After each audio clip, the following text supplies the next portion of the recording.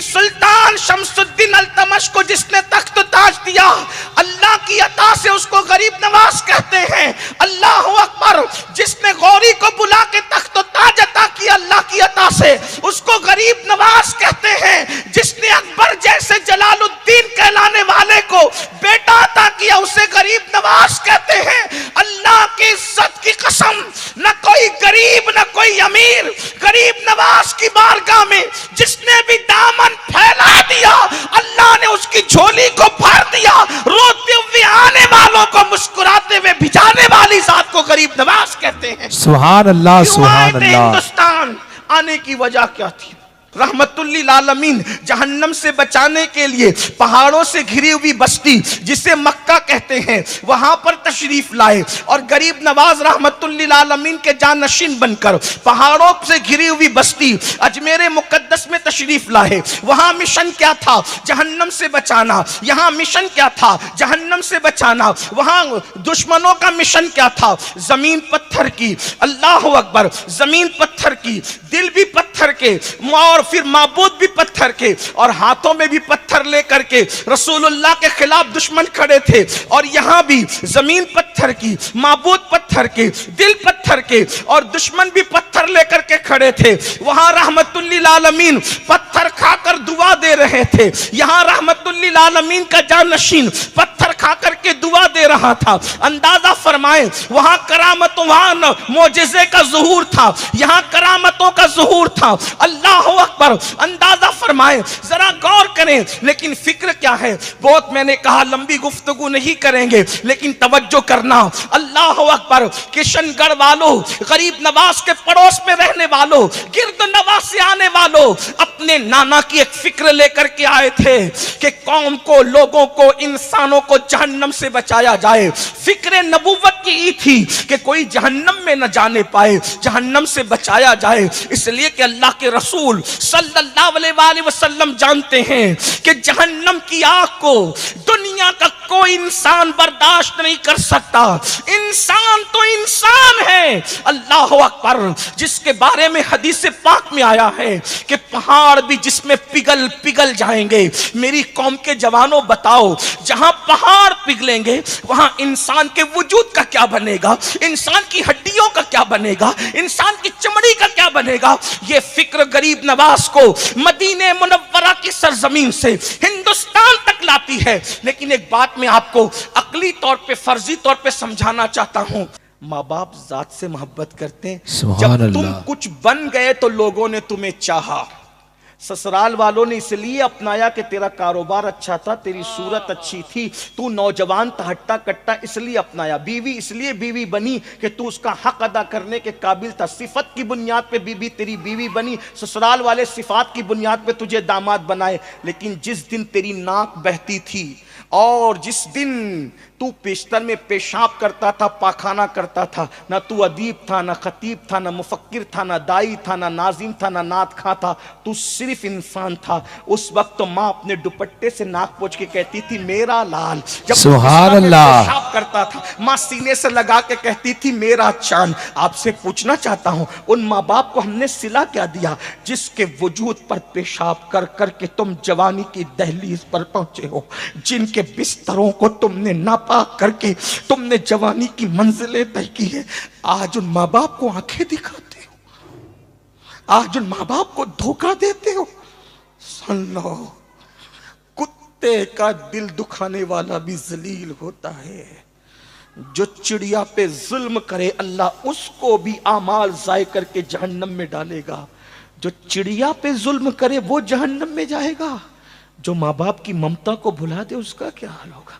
جو نوجوان لڑکے ماں باپ کی اہمیت کو نہیں جانتے، میں ان سے ایک بات کہنا چاہتا ہوں، یہ ماں باپ ہیں، تم کتنا بھی ظلم کر لو یہ تم سے کبھی ناراض دلی طور پہ نہیں ہوں گے۔ غریب نواز ہندوستان کیوں آئے؟ ایک سوال ہے، غریب نواز ہندوستان کیوں آئے؟ بہت مالدار باپ کے بیٹے تھے، بہت دولت تھی باپ کی۔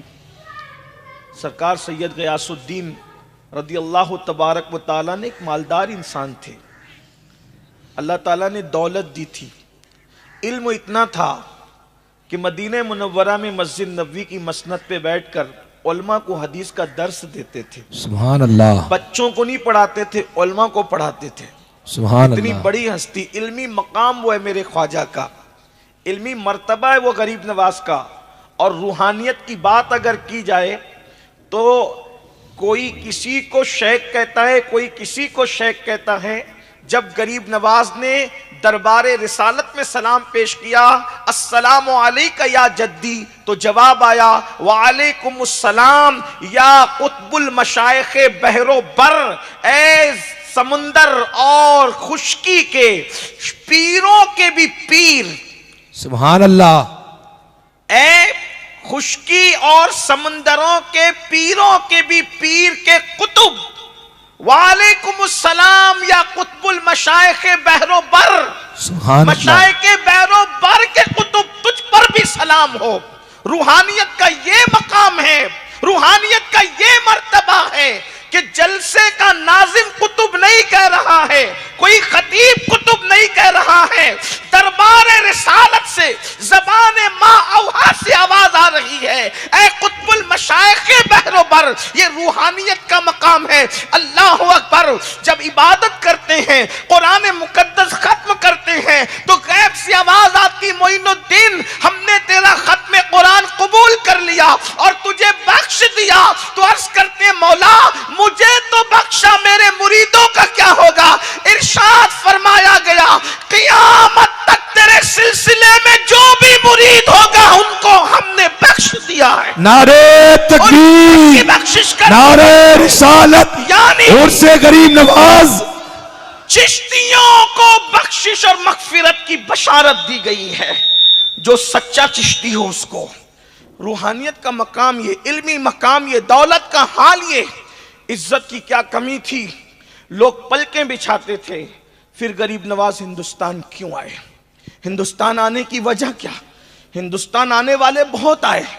کوئی ہندوستان کو لوٹنے آیا، کوئی سونے کی چڑیا کو اجاڑنے آیا، کوئی اس ہندوستان کے اندر اپنے پنجے گاڑنے آیا، کوئی ہندوستان کی عوام کو لوٹنے آیا. لٹیروں کا تو روز اول سے لے کر آج تک ڈیرا رہا. کسی نے کسی نام سے لوٹا، کسی نے کسی نام سے لوٹا، کسی نے کسی نام سے لوٹا. لٹیرے تو بہت آئے تاریخ میں، لیکن ایک لٹانے والا آیا. واہ، سبحان اللہ، لٹیرے بہت آئے ہندوستان میں، ایک لٹانے والا آیا، اور اس لٹانے والے کو دنیا غریب نواز کہتی ہے. سبحان اللہ، سبحان اللہ. لٹانے کے لیے آج تک لٹا رہے ہیں. واللہ العظیم، اللہ اکبر. لوگ فقیروں کو دیتے ہیں، میرا خواجہ ایسا داتا ہے، فقیروں کو بھی دیتے ہیں، غریبوں کو بھی دیتے ہیں. اللہ اکبر. لیکن سلطان شمس الدین التمش کو جس نے تخت و تاج دیا، اللہ کی عطا سے اس کو غریب نواز کہتے ہیں. اللہ اکبر. جس نے غوری کو بلا کے تخت و تاج عطا کیا اللہ کی عطا سے، اس کو غریب نواز کہتے ہیں. جس نے اکبر جیسے جلال الدین کہلانے والے کو بیٹا عطا کیا، اسے غریب نواز کہتے ہیں. اللہ کی عزت کی قسم، نہ کوئی غریب نہ کوئی امیر غریب نواز کی بارگاہ میں جس نے بھی دامن پھیلا دیا، اللہ نے اس کی جھولی کو بھر دیا. روتے ہوئے آنے والوں کو مسکراتے ہوئے بھجانے والی ذات کو غریب نواز کہتے ہیں. سبحان اللہ، کیوں آئے سبحان تھے اللہ. ہندوستان؟ آنے کی وجہ کیا تھی؟ ہندوستان آنے کی وجہ چونکہ وہ ان کے نانا کے سچے جانشین تھے، ان کے نانا کے سچے جانشین تھے. اور سرکار غریب نواز کہتے ہیں رحمت للعالمین نے مجھ پر اپنی رحمت کے 100 دروازے کھولے ہیں. غریب نواز فرماتے ہیں رحمت للعالمین نے اپنی رحمت کے مجھ پہ 100 دروازے کھولے ہیں. وہ دروازے کھلے کیسے، کس شان سے کھلے، یہ تو الگ خانقاہی سا عنوان ہے. کشن گڑھ کے عوام اس کے قابل نہیں، یا ان کا ذہن اس کے جو ہے وہ حوالے سے میں متحمل نہیں پاتا کہ یہ اتنا بڑا بوجھ ان کے سر ڈالوں. لیکن اتنا ضرور کہتا ہوں رحمت रहमतुल लिल आलमीन की जो फिक्र थी, फिक्र क्या थी? रहमतुल लिल आलमीन की एक फिक्र थी कि कोई भी इंसान जहन्नम में न जाए, कोई भी इंसान जहन्नमी न बने, कोई भी इंसान जहन्नम का ईंधन न बने। तो रहमतुल लिल आलमीन ने जब अपनी रहमत के 100 दरवाजे गरीब नवाज पर खोले तो गरीब नवाज रसूलुल्लाह के सच्चे जानशीन बनकर हिंदुस्तान की सरजमीन पर आए। अब थोड़ा सा मैं आपके सामने एक इशारा पेश करता हूं, एक मुताला पेश करता हूं, तकाबुल नहीं करा रहा हूं, अक्से जमील पेश कर रहा हूं। रहमतुल लिल आलमीन जहन्नम से बचाने के लिए पहाड़ों से घिरी हुई बस्ती जिसे मक्का कहते हैं वहां पर तशरीफ लाए और गरीब नवाज रहमतुल लिल आलमीन के जानशीन बनकर पहाड़ों से घिरी हुई बस्ती अजमेर मुकद्दस में तशरीफ लाए। वहां मिशन क्या था? जहन्नम से बचाना। यहां मिशन क्या था? जहन्नम से बचाना। वहां दुश्मनों का मिशन क्या था? जमीन पत्थर की, अल्लाह अकबर, जमीन पत्थर की, दिल भी पत्थर के और फिर माबूद भी पत्थर के और हाथों में भी पत्थर लेकर के रसूलुल्लाह के खिलाफ दुश्मन खड़े थे। और यहां भी जमीन पत्थर की, माबूद पत्थर के, दिल पत्थर के और दुश्मन भी पत्थर लेकर के खड़े थे। वहां रहमतुल लिल आलमीन पत्थर खाकर दुआ दे रहे थे, यहां रहमतुल लिल आलमीन का जानशीन पत्थर खाकर के दुआ दे रहा था। अंदाजा फरमाएं, वहां करामतों, वहां मोजिज़े का ज़ुहूर था, यहां करामतों का ज़ुहूर था। अल्लाह अकबर, अंदाजा फरमाएं, जरा गौर करें। लेकिन फिक्र क्या है? बहुत मैंने कहा लंबी गुफ्तगू नहीं करेंगे, लेकिन तवज्जो करना। अल्लाह अकबर, किशनगढ़ वालों, गरीब नवाज के पड़ोस में रहने वालों, गिरद नवाज से आने वालों, अपने नाना की एक फिक्र लेकर के आए थे कि कौम को, लोगों को, इंसानों को जहन्नम से बचाया जाए। फिक्र नबूवत की थी कि कोई जहन्नम में न जाने पाए, जहन्नम से बचाया जाए। इसलिए कि अल्लाह के रसूल सल्लल्लाहु अलैहि वसल्लम जानते हैं कि जहन्नम की आग को दुनिया का कोई इंसान बर्दाश्त नहीं कर सकता।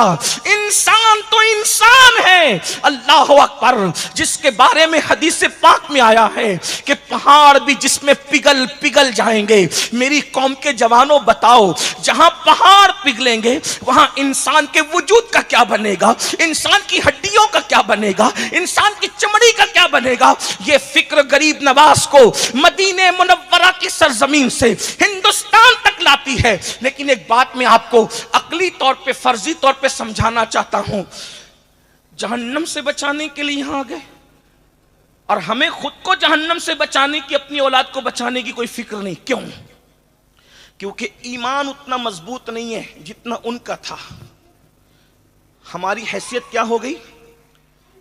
हमारी दुनिया की हैसियत दरिया की जैसी हो गई और हमारी हैसियत मछली जैसी हो गई।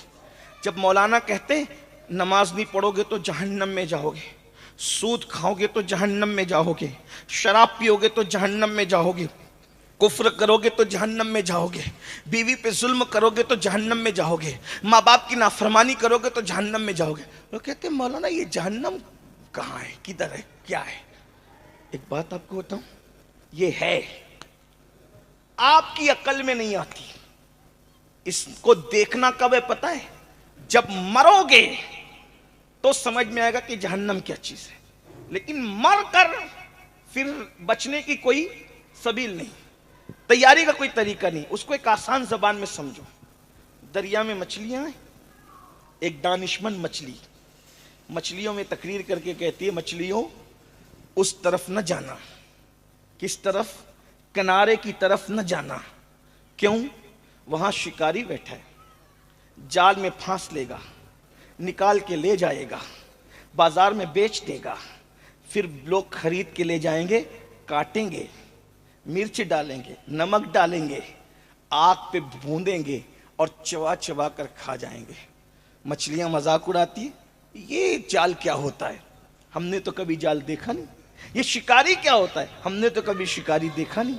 और फिर कहते हैं अरे ये नमक क्या होता है, ये मिर्च क्या होता है, ये काटना क्या होता है, पीटना क्या होता है, सेकना क्या होता है, खाना क्या होता है, चबाना क्या होता है? कुछ नहीं है ये सब इस बड़ी मछली की फर्जी दास्तान है, इसकी दकियानुसियत है। बताओ अगर वो मछली की बात ना मानेगी तो होगा कि नहीं होगा? जब फंस गई, कट गई, काटी गई, नमक डाला गया, मिर्च डाली गई, आग पे भूनी गई, अब मछली कुछ कर सकती है? कुछ नहीं कर सकती सिवाय इबरत बनने के। बिला तमसील, 1000 बार बिला तमसील आज आवाज लगाई जा रही है, जहन्नम से बचो, जहन्नम से बचो, जहन्नम से बचो। लोग हंसते हैं सुन के, मौलाना लोग क्या कह रहे हैं, जहन्नम से बचो, ये क्या जहन्नम है? याद रखना, जिस दिन जहन्नम देखोगे उस दिन मौलाना का कौल याद आएगा, मुखलिसाना मशवरा देता था लेकिन बचने की कोशिश नहीं करते थे। आइए गरीब नवाज उसी जहन्नम से बचाने के लिए आए थे। पता है वो जहन्नम क्या है? अगर आगे वक्त रहा तो अर्ज करेंगे। कुरान कहता है जब जहन्नमी जहन्नम में चले जाएंगे, जन्नती जन्नत में चले जाएंगे, तो जहन्नमी और जन्नतियों में मुकालमा होगा, यानी बातचीत अल्लाह कराएगा। तो जन्नती जहन्नमियों से पूछेंगे, मा सलककुम फी सकर, तुम जहन्नम में कैसे आ गए? जहन्नमियों से जन्नती पूछेंगे, तुम जहन्नम में कैसे आ गए? तो 2 वजह इब्तिदा कुरान बयान करता है कि जहन्नमी बड़ी हसरत से जवाब देंगे, क्या? लम नको मिनल मुसल्लीन, और हम लोग नमाज नहीं पढ़ते थे। वलम नको नुतइमुल मिस्कीन, और हम लोग गरीबों को खाना नहीं खिलाते थे। 2 वजह। एक क्या? नमाज नहीं पढ़ते थे और गरीबों को खाना नहीं खिलाते थे, इस वजह से हम जहन्नम में आ गए। अब आप मुझे बताएं, सरकार गरीब नवाज हिंदुस्तान जहन्नम से बचाने के लिए आए, तो आपने लोगों को पहली दावत क्या दी? ईमान की दावत के बाद आपने नमाज की दावत दी। गरीब नवाज इरशाद फरमाते हैं, कोई बंदा कोई अमल कर ले मगर अल्लाह तक नहीं पहुंच सकता जब तक कि वो नमाज का पाबंद न हो जाए। ख्वाजा नसीरुद्दीन चिराग दहलवी रदी अल्लाह ताला अन्हु इरशाद फरमाते हैं, 70 साल तक गार में बैठकर जितनी इबादत कर ले बंदा, जितना सवाब कमा ले बंदा, और एक वक्त की फजर जानबूझकर 2 रकअत छोड़ दे, तो फजर की 2 रकअत से जो सवाब मिलना था वो 70 साल गार में बैठकर नफली इबादत करके वो हासिल नहीं कर सकता। ये नमाज की अहमियत है। अल्लाह अकबर। आज बताएं, हमारी मस्जिदें वीरान है, वजह इसलिए कि जहन्नम को भूल चुके हैं। अल्लाह अकबर। क्या भूल गए इसको? अल्लाह अल्लाह। फकीह अबुल्लाह समरकंदी रहमतुल्लाह ताला अलैह लिखते हैं, अल्लाह के रसूल सल्लल्लाहु अलैहि वसल्लम फरमाते हैं, जहन्नम में बिच्छू है, बिच्छू, और अल्लाह अकबर उनका हाल ये है, अल्लाह अकबर, कि वो बुख्ती ऊंट की तरह मोटे मोटे हैं। जब जहन्नम का कोई बिच्छू बेनमाजी को डंक मारेगा तो 70 साल तक के वो जहर उसके पूरे जिस्म में घूमता रहेगा, उसके जिस्म में घूमता रहेगा, उसकी हड्डियों को तोड़ देगा, उसके वजूद को बिखेर देगा। मेरी कौम के जवानों बताओ, खेत का बिच्छू डंक मारे तो क्या उसको बर्दाश्त करने की ताकत है? खेत का सांप डंक मारे तो क्या उसका अल्लाह अकबर जहर बर्दाश्त करने की ताकत है? अपने आप पे रहम कर लो अल्लाह के बंदो। खेल कूद और तमाशों में अपना वक्त लगाने वालों, जहन्नम को मोल न लो, अल्लाह के गजब को चैलेंज न करो, अल्लाह के अजाब को चैलेंज न करो। सुन लो, मेरे अल्लाह का अजाब कोई बर्दाश्त करने की ताकत नहीं रखता। वो इरशाद फरमाता है, इन्ना बत्शा रब्बिका लशदीद, तेरे रब की पकड़ बड़ी सख्त है।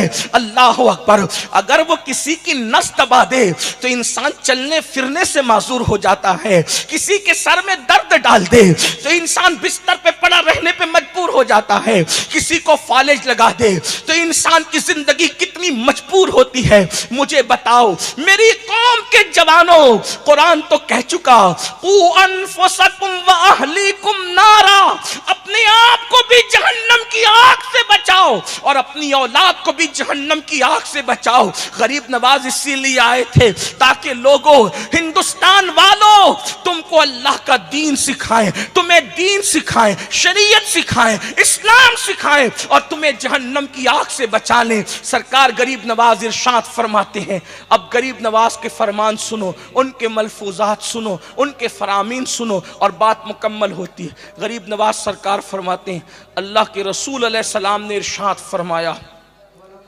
कि अल्लाह ने जहन्नम उन लोगों के लिए तैयार की और उन पर जन्नत की खुशबू भी हराम कर दी जो 3 किस्म के लोग हैं। 3 किस्म के लोगों पर जन्नत की खुशबू भी हराम है और जहन्नम उनके लिए लाजिम है। नंबर 1, شراب کا عادی، شراب اللہ پینے والا، اکبر۔ نشہ کرنے والا، سوچو، غور کرو۔ غریب نواز کہہ رہے ہیں ہمارے مذہب میں نشے کی گنجائش نہیں ہے، کوئی نشہ نہیں چلے گا، نہ شراب کا نشہ، نہ جوانی کا نشہ، نہ دولت کا نشہ، نہ نسب کا نشہ، نہ علم کا نشہ، نہ عبادت کا نشہ، نہ تقوی کا نشہ، نہ زہد کا نشہ، کوئی نشے کی اجازت نہیں ہے، کیونکہ نشہ مغرور کرتا ہے۔ ایک نشہ صرف جائز ہے، جائز ہی نہیں بلکہ مطلوب ہے، مطلوب نہیں محبوب ہے، محبوب بلکہ لازم ہے۔ وہ کون سا نشہ ہے؟ اس نشے کو نشہ محبت رسول کہتے ہیں، سبحان نشہ اللہ، عشق سبحان رسول اللہ۔ کہتے ہیں۔ ہر نشہ بگاڑ دیتا ہے، نشہ عشق مصطفیٰ بگڑے ہوئوں کو سدھار دیتا ہے، ہر نشہ بدنام کرتا ہے، عشق مصطفیٰ کا نشہ بدناموں کو نیک نام کرتا ہے، بے ہر شک۔ نشہ انسان کو ذلیل و رسوا کرتا ہے۔ عشق مصطفیٰ کا نشہ وہ ہے اگر بلال کو مل جائے تو بلال کعبے کی چھت پہ نظر آتے، کعبے کی چھت بلال کے قدموں کے نیچے نظر آتے۔ نعرہ تکبیر، نعرہ رسالت، عشق مصطفیٰ۔ جنت کی خوشبو بھی حرام ہے ان پر جو نشہ کرتے ہیں۔ حدیث پاک میں آتا ہے اللہ اکبر، جس نے دنیا میں شراب کا ایک گھونٹ پیا، نشہ کیا، جب وہ قیامت کے دن آئے گا تو یا تو اس کا چہرہ سور کی طرح ہوگا، خنزیر کی طرح، یا تو اس کا چہرہ بندر کی طرح ہوگا۔ ایک حدیث اللہ پاک میں اکبر۔ آیا، اللہ کے رسول علیہ السلام ارشاد فرماتے ہیں کہ میری امت کے کچھ لوگ ایسے ہوں گے راتوں رات جن کے گھر زمین بوس کر دیے جائیں، یعنی گرا دیے جائیں گے۔ توجہ، راتوں رات گھر گرا دیے جائیں، گھر گرا دیے جائیں گے، گھر زمین بوس کر دیے جائیں گے۔ اب کیسے کر دیے جائیں گے یہ ایک غلط تفصیل ہے، اس کی طرف نہیں جاتے، لیکن صحابہ نے پوچھا حضور راتوں رات مکانات جن کے زمین سے لگا دیے جائیں گے، گرا دیے جائیں گے، ان کا گناہ کیا ہوگا؟ فرمایا 2 گناہ، وہ میوزک کثرت سے سنیں گے، موسیقی میوزک گانے کثرت سے سنیں گے، اور وہ شراب پئیں گے، اس گناہ کی وجہ سے اللہ ان کے گھروں کو ویران کر دے گا، ان کے اللہ۔ گھر راتوں رات زمین میں گرا دیے جائیں گے، دسا دیے جائیں گے۔ بتاؤ آج کہتے ہو ہمارے گھر اجاڑے جا رہے، کیوں؟ کبھی سوچا شراب پینے والوں، شراب پینا جتنا برا ہے اتنا ہی تو سور کھانا بھی برا ہے۔ خنزیر بھی اللہ نے حرام کیا اور شراب بھی اللہ نے حرام کیا، پھر نشہ کرتے ہو اور سور سے نفرت کرتے ہو۔ سور کھانا اور شراب پینا دونوں برابر ہے، بلکہ پیشاب پینا اور جو ہے وہ شراب پینا برابر ہے۔ اگر کوئی گولیوں سے نشہ کرتا ہے، انجیکشن سے نشہ کرتا ہے، میں آپ سے پوچھتا ہوں میری قوم کے جوانوں، یہ نشہ باضابطہ طور پر سازش کے تحت مسلم معاشرے میں پرموٹ کیا جا رہا ہے، اس لیے کہ دنیا جانتی ہے اور اچھی طرح جانتی ہے کہ یہ وہ قوم ہے، اس قوم سے مقابلہ نہیں کیا جا سکتا۔ میرے بھائی آپ اپنی اہمیت کو سمجھو، آپ اپنی عزت کو سمجھو، آپ اپنے ٹیلنٹ کو سمجھو، آپ اپنے وقار کو سمجھو، آپ اپنی سوچ و فکر کو سمجھو، آپ اپنے خیالات اور تصورات اور تخیلات کو سمجھو۔ تم بڑے قیمتی لوگوں، پوری قوم کا سرمایہ ہو۔ میری قوم کے جوانوں، جوان پوری ملت کا سرمایہ ہے، پوری قوم کا سرمایہ ہے۔ دنیا چاہتی ہے اس قوم کو نشے میں ڈبا دو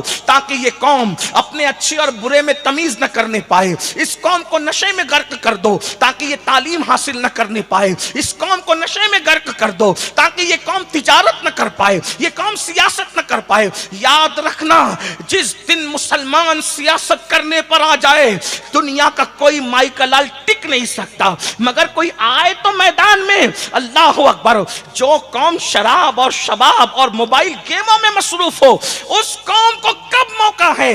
جو اپنے بچوں کے مستقبل کا سوچنے کا موقع نہیں نکالتے وہ پوری امت کا کب سوچیں گے، وہ پوری قوم کا کب سوچیں گے؟ کبھی سوچا؟ اور سے غریب نواز میں آنے والوں، ہم کہتے ہیں غریب نواز نے 90 لاکھ کو کلمہ پڑھایا، 90 لاکھ کو کلمہ پڑھا کے مصطفیٰ جان رحمت کی کھیتی کو ہری بھری کر دیا غریب نواز نے، لیکن آج اس گلستان پر بجلیاں گرانے کی بات چل رہی ہے۔ ہماری کیا کوشش ہے؟ गरीब नवाज तो 90 लाख को कलमा पढ़ा चुके और वो 90 लाख हिंदुस्तान की सरजमीन पे करोड़ों में पहुंच गए। जिस जमीन पे कलमा पढ़ाया था, आज पूरे मुसलमानों में आधी आबादी बर्रे सगीर के अंदर मौजूद है। पूरी दुनिया में अगर 225 करोड़ मुसलमान मौजूद है तो तन्हा बर्रे सगीर में 1 करोड़ मुसलमान जो है वो 100 करोड़ मुसलमान मौजूद है और 75 करोड़ मुसलमान दुनिया के और इलाकों के अंदर है। आपसे पूछना चाहता हूँ, अल्लाह अकबर, अंदाजा फरमाए 225 करोड़ मुसलमान पूरी दुनिया में है, 100 करोड़ गरीब नवाज की सरजमीन पर है जो गरीब नवाज ने दावत और तबलीग का दरवाज़ा खोला था। लेकिन आज चले दूसरे इलाकों को छोड़ दें, खित्ते भारत को ले लें जहां तकरीबन 30 करोड़ मुसलमान मौजूद है। आपसे पूछना चाहता हूं मुसलमानों, अल्लाह अकबर, आप मुझे बताएं, मेरे आका सल्लल्लाहु अलैहि वसल्लम के प्यारे दीवानों, मुझे बताएं, अगर आज बच्चियां मुर्तद हो रही है उसमें आपका क्या रोल है, हमारा क्या रोल है? अगर बच्चियां बुर्का पहन करके भीख मांग रही सिग्नलों पर, उनको बचाने के लिए हमारे पास क्या मंसूबा है? अगर कलमा पढ़ने वाली बच्चियां दुनिया के अंदर लॉजों में बिक रही है, उनको बचाने के लिए हमने क्या सोचा है? बताओ। गरीब नवाज के मज़ार पे फूल डालते होंगे और जब गरीब नवाज का सजाया हुआ गुलशन उजड़ता होगा तो जिन हाथों से फूल पड़ते होंगे और वो हाथ दीन बचाने के लिए कोई कोशिश नहीं करते होंगे तो उस वक्त तो गरीब नवाज के दिल पे क्या गुजरती होगी? फूल चढ़ाते थे, चढ़ाते हैं, चढ़ाते रहेंगे, जो चिढ़ते हैं वो चिढ़ते रहे, उनकी अपनी मर्जी है। लेकिन आपसे पूछता हूँ, सिर्फ फूल भी चढ़ाओगे या गरीब नवाज का गुलशन भी बचाओगे? गरीब नवाज ने जो गुलशन बनाया था ये कितनी मेहनतों से बनाया था, आपको नहीं पता। अना सागर के किनारे बरसों एक दरख्त के नीचे जिंदगी गुजार दी, सर्दी भी आई होगी, गर्मी भी आई होगी, बरसात भी आई होगी, गरीब नवाज ने उसको कैसे बर्दाश्त किया? जयपाल जोगी के इस्लाम कबूल करने से पहले सरकार गरीब नवाज बगैर छत के रहे। आपसे मैं पूछना चाहता हूं, अंदाजा फरमाए, कभी सोचा, उनकी मेहनतों का अंदाजा किया? आपसे पूछना चाहता हूं, दूसरों का ईमान बचाना तो दूर की बात, हम अपने बच्चों का ईमान तक ना बचा सके, अपनी बेटियों का ईमान तक ना बचा सके, अपने घर वालों का ईमान तक ना बचा सके? ये हाल हो गया। हमारे बच्चे नशा कर रहे हैं, हमें रोकने की कोई फिक्र नहीं। हमारे बच्चे शराब पी रहे हैं, रोकने की कोई फिक्र नहीं। नौजवान 16, 17 साल के बच्चे ज़िना के अड्डों की तरफ जा रहे हैं, हमें रोकने की कोई फिक्र नहीं। बल्कि बाप भी ज़िना कर रहे हैं, बच्चे भी ज़िना कर रहे हैं, कौन रोकेगा? क्या तुम्हें नहीं पता अल्लाह के सच्चे नबी सल्लल्लाहु अलैहि वसल्लम ने इरशाद फरमाया, हदीस पाक में आया है, ज़ानियों के कानों तक ये आवाज पहुंचे, मेरे नबी ने फरमाया, जिन्होंने दुनिया में ज़िना किया होगा उनकी शर्मगाहों पर क़यामत के दिन जहन्नम की आग भड़काई जाएगी। और अल्लाह के रसूल सल्लल्लाहु अलैहि वसल्लम फरमाते हैं, उनको जहन्नम की आग का कमीज पहनाया जाएगा, जहन्नम की आग का कुर्ता पहनाया जाएगा। और अल्लाह के सच्चे नबी सल्लल्लाहु अलैहि वसल्लम ने इरशाद फरमाया, जिसको जहन्नम का वो कमीज पहनाया जाएगा, उस कमीज के वजन का आलम यह है कि अल्लाह के रसूल फरमाते हैं, जहन्नम का वो कमीज, जहन्नम का वो कुर्ता जो आग से बना है, उसके वजन का आलम यह है, अगर वो किसी पहाड़ पे रख दिया जाए तो पहाड़ भी रेजा रेजा रेजा हो जाए। आप मुझे बताएं, पहाड़ जिस जहन्नम की कमीज के वजन से, उसकी आग से रेजा रेजा होगा, जब वो आग का कमीज जानियों को पहनाया जाएगा, उनका क्या बनेगा? 2-3 मिनट की लज्जत के लिए, फिल्मों को प्रैक्टिकल लाइफ में दोहराने के लिए, जरा बताओ तो सही, कहां जा रही मेरी कौम, मेरी कौम के जवान? सोचो, क्या गरीब नवाज इसी दिन के लिए आए थे? अरे गरीब नवाज ने तो ऐसा संवारा था, ऐसा संवारा था, अल्लाह अकबर। गरीब नवाज के बनाए हुए मुसलमानों को देखकर लोग मुसलमान हो जाते थे, इनका किरदार, इनका अखलाक। आइए एक मिसाल मैं समझाऊं, गरीब नवाज कैसे मुसलमान बनाने आए। गरीब नवाज के यहाँ भी मदरसा चलता था, बाज़ाब्ता उसको मदरसे का नाम नहीं दिया गया था, लेकिन एक मदरसा चलता। गरीब नवाज के मदरसे से एक आलिम फारिग हुए। अब ज़रा देखना, हमारे यहाँ कोई आलिम फारिग होता है, हम क्या करते हैं, या वो मुकर्रिर बनेगा, या इमाम बनेगा, या मदरसा पढ़ाएगा, ऐसे ही है। गरीब नवाज क्या आलिम फारिग हुए, आपने से उन्होंने पूछा, हुजूर मैं आलिम बन गया, मैं क्या करूँ? फरमाया, बेटा जाओ, चित्तौड़ एक इलाका है, आप जानते हैं चित्तौड़ एक इलाका है, वहाँ के औरतें पानी भरने के लिए जो है वो टीले पे जाती है और कुआं टीले पे खोदा हुआ है, तो औरतें चूंकि नाजुक होती है, सिनफे नाजुक होती है, कमज़ोर होती है, तुम वहाँ जा कर के बैठो और जो भी औरत आए पानी भरने के लिए उसको पानी भर के दे दिया करो बस। लेकिन बेटा उसके एवज में कुछ कबूल नहीं करना, کیونکہ ہم مسلمان جب کسی پہ احسان کرتے ہیں تو احسان کے بدلے میں کچھ قبول نہیں کرتے، کیونکہ ہم جو کرتے ہیں اس کا صلہ اپنے اللہ سے طلب کرتے ہیں۔ توجہ کریں آپ، یہاں تو حال یہ میرے عزیز کہ اگر ہم کسی کو ریلیف بھی تقسیم کریں تو ہم صلہ یہ مانگتے ہیں کہ واٹس ایپ پہ گھومنا چاہیے، تصویریں آنی چاہیے۔ میں کہتا ہوں سب لوگوں کے لیے کیا تو اللہ کے لیے کیا کیا؟ ہم نے سب کے لیے سب کیا، اللہ کے لیے کچھ نہیں کیا۔ بے وفا دنیا کے لیے سب کچھ کیا۔ اندازہ کریں جو جیتے جی تمہاری بیماری میں کام نہ آئے وہ مرنے کے بعد تمہیں صلہ کیا دیں گے؟ غالب کہتے ہیں ہم نے مانا کہ تغافل نہ کرو گے لیکن خاک ہو جائیں گے ہم تم کو خبر ہونے تک۔ ہم کو ان سے وفا کی ہے امید جو نہیں جانتے وفا کیا ہے۔ عام انسان کی شہرت کے لیے سب کچھ کرنے والوں، وفا کو پیدا کرنے والے خدا کو راضی کر لو، دنیا بھی کامیاب آخرت بھی کامیاب۔ واللہ ورسولہ احق ان یرضوا، اللہ اور اس کا رسول زیادہ حقدار ہے کہ انہیں راضی کیا جائے۔ یہاں تو واٹس ایپ، فیس بک اور یہ اور وہ اور دنیا نام کے لیے مرنے والوں، جب مرو گے تو پہلے نام ہی چھینا جائے گا۔ نام سے پکارا نہیں ہوگا کہ امین القادری کو اٹھاؤ، امین القادری کو نہلاؤ، امین القادری کو نہیں لوگ کہیں گے میت کو اٹھاؤ، میت کو نہلاؤ، میت کو قبر میں لٹاؤ۔ دیکھو نام پہ مرنے والوں، نام پہ مرے نا، نام ہی چھن گیا۔ اور جو نام پہ نہیں مرتے، جو یار پہ مرتے ہیں، 8 صدیاں بیت جاتی ہے تو بھی ان کے نام پر اتنا بڑا مجمع جمع ہو جاتا ہے۔ بے شک، سبحان اللہ سبحان اللہ۔ اتنا بڑا مجمع آتا ہو اس کی ذات کا عالم کیا ہوگا؟ پھر اس کے لیے خدا کا تمغہ آتا ہے آسمان سے، ھذا حبیب اللہ مات فی حب اللہ، یہ اللہ کا حبیب ہے اور اللہ کی محبت میں دنیا سے گیا ہے۔ غریب نواز سرکار جب وصال کا وقت آیا، ہزاروں اولیاء نے خواب میں رسول اللہ کو دیکھا، حضور کسی کا انتظار کر رہے ہیں۔ پوچھا حضور آپ کس کا انتظار کر رہے ہیں؟ کہا میرا بیٹا معین الدین کے استقبال کے لیے میں آیا، ان کی روح کا استقبال عالم بالا میں ہو رہا ہے۔ غور تو فرمائے یہ مقام ملتے ہیں۔ طرز یہ کر رہا تھا کہ انسان سب کچھ دنیا کے لیے کرتا ہے، نام کے لیے کرتا ہے۔ میرے آقا صلی اللہ علیہ وآلہ وسلم کے دیوانوں کچھ اللہ کے لیے بھی کرو، اپنی زندگی کے اندر اللہ کو راضی کرو، خدا کو مناؤ تو بات دور نہ نکلے۔ میں عرض آپ کے سامنے یہ کر رہا تھا کہ سرکار غریب نواز نے فرمایا بیٹا کوئی صلہ نہیں مانگنا، کوئی صلہ نہیں مانگنا۔ وہ چلے گئے اور جا کر کے وہاں بیٹھ گئے ٹیلے پہ، عورتیں آتی ہیں پانی بھر بھر کے دیتے ہیں۔ اور ظاہر سی بات ہے آج جتنی نفرت اور کٹر پنتی کا معاملہ ہے، اس سے زیادہ لوگ کٹر آج سے پہلے تھے، 800 سال 900 سال پہلے بڑے کٹر تھے لوگ، بڑا نفرت کا ماحول تھا۔ اچھا جہاں لوگ کم ہوں تو وہاں پھر چوہے بھی شیر ہوتے ہیں۔ ہاں عورتیں پانی بھرنے آتی، بھر کے جاتی، کوئی منہ جھوٹے منہ بھی نہیں پوچھتا کون ہو، کہاں سے آئے ہو، کیا ہے۔